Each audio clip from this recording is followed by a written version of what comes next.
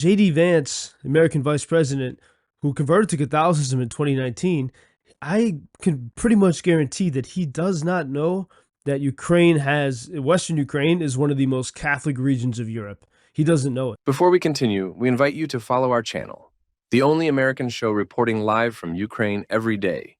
Good evening. This is Joe Lindsley reporting to you from LVIV, Ukraine, May 20th, 2025. And as I begin this report today, it's a good thing to remember this city called Pokrovsk. This is in Donbass. It's a scene of very intense fighting every day. A lot of the city's been destroyed. It is probably it is the edge of innovation for drone warfare. I know a lot of Ukrainians and foreign volunteers who are there frequently fighting, and it's absolutely brutal. But something very important to remember, if you look back in August of last year, August of 2024, a lot of the experts and the headlines and the news articles, they all said that Pokrovsk was likely going to fall into Russian hands within a couple weeks, surely by September, and then surely by October. And Pokrovsk has still not fallen. It's still held by the Ukrainians for all of these months, which is extraordinary. And go back and look at that different analyses from the late summer of 2024 about Pokrovsk. You know, all the so-called military experts, you know which they are. Their experts said, oh, once Pokrovsk falls, then it's going to open the pathway to places like Kramatorsk and maybe even to the major city of Dnipro. And Pokrovsk has functioned as a fortress, but yet Ukrainians don't really get credit for the way they've held on there. When you hear sort of the rhetoric of Elon Musk and others saying, no territory has been gained or lost. Well, territory has been held, and free cities like Dnipro, besides the sporadic Russian bombings on their city, continue to exist and flourish, and life continues there. People start new businesses because of places like Pokrovsk. Because of what Ukrainians are able to do, they're holding the line. So while it is very bleak there and the destruction is horrible, it's not what it might seem to be. Yes, the line is not moving, and that actually is a very good thing for Ukraine, all things considering. And this is the defense of Ukraine that we are witnessing all these months, and especially in this case of Pokrovsk. Very interestingly, the name of Pokrovsk means the protective covering of the Virgin Mary, is the name of that city. And Ukraine is a very religious nation and traditional nation, and so these things are more than symbols for Ukrainians. And on a similar topic, it occurred to me, seeing the events out of Rome, inaugural mass of Pope Leo over the weekend, and the various political meetings, that JD Vance, American vice president, who converted to Catholicism in 2019, I can pretty much guarantee that he does not know that Western Ukraine is one of the most Catholic regions of Europe. He doesn't know it. And I do think if he knew it, I think that would change his interest in the country. And I think we have to look for these angles and opportunities. But often the solution to people understanding something is more simple than we realize. There's a simple thing that might block people from believing or from wanting to see the reality. And in the case of JD Vance, looking at him meeting with Pope Leo, it struck me that one, JD Vance, who's a Catholic convert, doesn't know that Western Ukraine is very, very Catholic. In fact, one of the most Catholic regions of Europe. And two, that Pope Leo and the Vatican officials don't know that JD doesn't know this, so they don't tell it to him. And this also goes for the Ukrainian officials. They don't know that this is something that he wouldn't know. And so they don't bring it up, they don't say it. And thirdly, the Vatican and Ukrainian officials and pro-Ukraine people can't even imagine that this point would matter. If JD did know this, that it would matter. Now, as an American, I say, and as someone, sort of who studies, how we're influenced in America, this supremely matters. You look at the speech by JD Vance in Munich when he was decrying the values that Europe has lost. Those values are thriving in Ukraine. And so if he knew that Western Ukraine was deeply Catholic, I think it would at least encourage him to give it another look and to begin to maybe create some conversations and relationships here, which could transform his outlook about the entire war. And I do think a lot of people, I think when JD Vance talks about Ukraine, it reflects a lot from what I know of regular people in America. They're sort of burned out by the military-industrial complex, and so as a result, they tuned this out, and they miss that Ukraine is quite a different story than Iraq and Afghanistan. And in Western Ukraine, the Greek Catholics, they're Orthodox in style, so they have the rituals of the East, but they're in union with Rome, with the Pope. And they're thoroughly Catholic, actually, and I think this is very interesting that Pope Leo has been making a point of reaching out to them early on, saying that the Catholic Church includes the West and the East within its rights, and he's been embracing the Eastern Catholics very much, and perhaps they show a way for future unity between East and West. The Eastern Catholics, they have married priests, so still loyal to Rome, but they have married priests, and they have the Eastern style ritual. And I think that's part of the reason why the media hasn't covered this much. They come to Lviv and they assume it's Orthodox, which it's not. And so that story doesn't get told. And there's also the general reluctance in the media to talk about religion. And so here I think there really is an opportunity to reach JD Vance. There is an opportunity to reach him and say, hey, understand this. Western Ukraine is very Catholic. And in areas of eastern Ukraine that Russia has occupied, one of the first things they do, they target the Protestants and the free thinkers, which also includes the Greek Catholics. Anyone that won't be part of the Moscow-controlled Orthodox Church, Russia tries to crush. And so there's a powerful story of the Greek Catholics during Soviet times. Greek Catholicism was made illegal. They had to go underground. Their churches were confiscated by the Soviet regime. But they kept their faith alive, and so that's my idea. I think that if JD Vance, who's a convert to Catholicism, he made that choice. I think if he knew this, it might change his perspective a little bit. And I think if people like Pope Leo and cardinals and others knew that this mattered, they might help tell that story to Vice President Vance.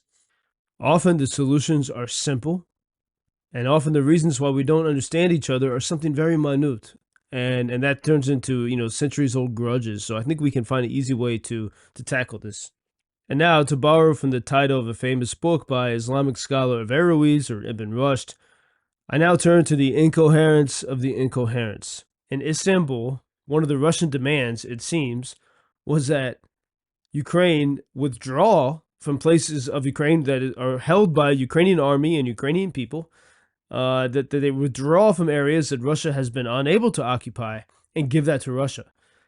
These are places like the city of Zaporizhia. Russians occupy a portion of the Zaporizhia region, but they've never been able to get to Zaporizhia city, the capital of the region. Russia unilaterally declared that the entire oblast, the entire region of Zaporizhia, was now Russian. But half of it has, never been occupied. I mean, it's still a functioning city, Ukrainian city. And so this was a demand of Russia in Istanbul, which is astounding. Of course, President Zelensky rejected this. I think, around 1.3 million Ukrainians live on these territories, unoccupied, free. And so, how can Russia, which started this whole thing, now demand territory that they've been unable to hold? Why would Russia make such an insane demand? And I think perhaps maybe they say this to try to look more reasonable, to say, oh, okay, now we'll be so nice, we'll concede to you this territory that we never had anyway. Maybe they think somehow that'll play well with Trump.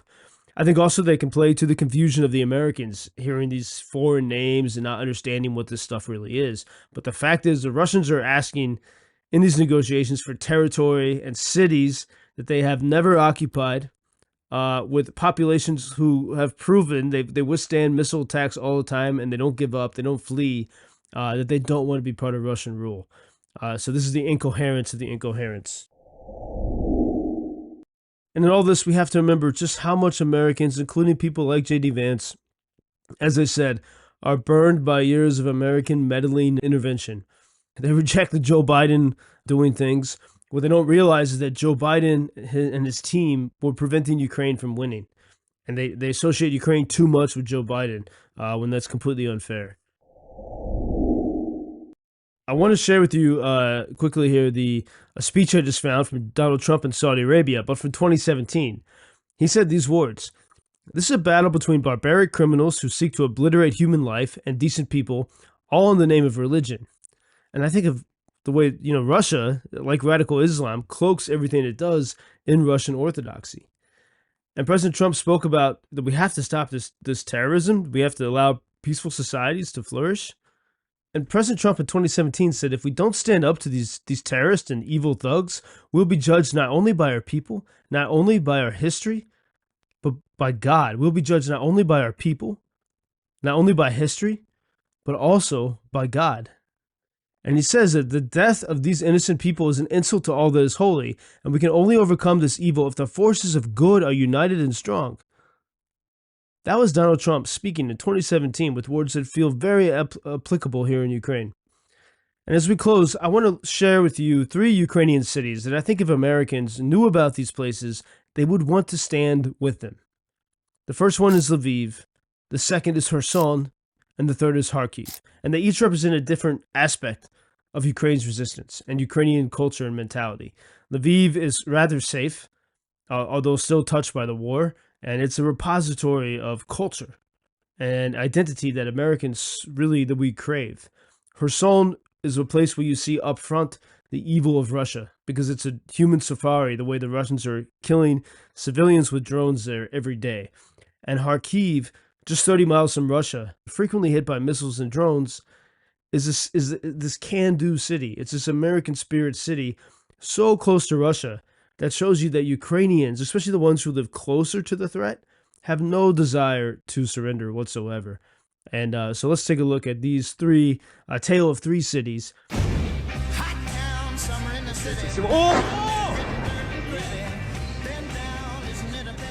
Lviv, Ukraine, represents the beauty and heritage that could be lost if Russia continues. Every day, chant pours forth from Lviv's many churches, most of them Greek Catholic, in union with the Pope. In this city, whose name in Latin is Leopolis, tradition and ritual and cafe culture are alive here. This is the culture that Americans crave. Kherson, Ukraine, shows the Russian evil that is happening. Every day is a human drone safari. Russians across the river in occupied territory from safe hiding places make death into a video game, as they specifically target and kill civilians walking or driving to shops or to work. Kherson is daily witness to the evil that Americans will feel good opposing. Kharkiv, Ukraine's second city, just 30 miles from Russia, is the can-do city that doesn't flinch. Its citizens and the Ukrainian military successfully prevented Russian occupation, but Biden-era restrictions on Ukraine punching back still make this city vulnerable. Missile and drone attacks are frequent, yet people rebuild and entrepreneurs are even opening new businesses. Ukrainians from safer places have freely moved to Kharkiv in the wartime, despite the danger. This is the can-do spirit Americans love.